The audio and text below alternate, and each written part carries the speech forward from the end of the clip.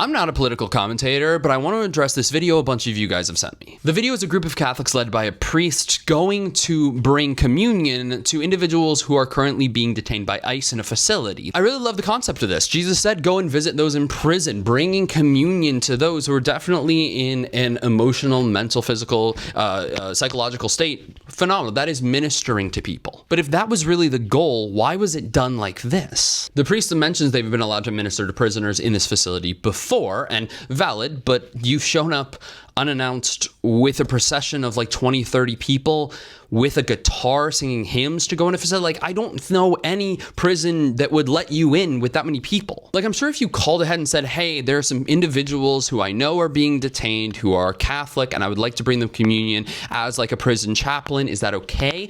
I'm sure that would have gone a lot better than bringing in a crowd. They totally could have still denied you, but my question is somebody who's obsessed with really efficient and effective ministry and evangelization, why didn't you do the method that had the greatest chance of success? When you're making this imagery of Christians with Jesus versus the government in a fight over who's going to help the poor, you're pushing Jesus to the side of the argument and just using him as a tool to push a political ideology. And I want to give the benefit of the doubt, but when the police officers finally said, look, nope, sorry, it's over, you just can't come in, and the priest removes his hands from the funeral veil and just starts casually holding the monstrance with his bare hand, I have to assume that you're using the Eucharist as a prop in your slam poetry improv session. This gives the same energy as when people say, no, Jesus was an immigrant, as if that's a catch-all to say, look, Jesus was this thing, so anyone who's standing against this thing is automatically the bad guy, anti-religious, anti-biblical, and a terrible person. Emphasizing media spotlight pleas to emotion remove both Christ from the center and the person you're claiming to want to minister to.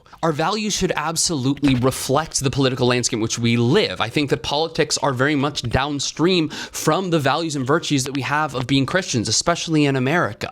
But when you remove Jesus from it and you have him as an addendum to try to prove your ideology in either direction, that's something we should all stand aggressively against.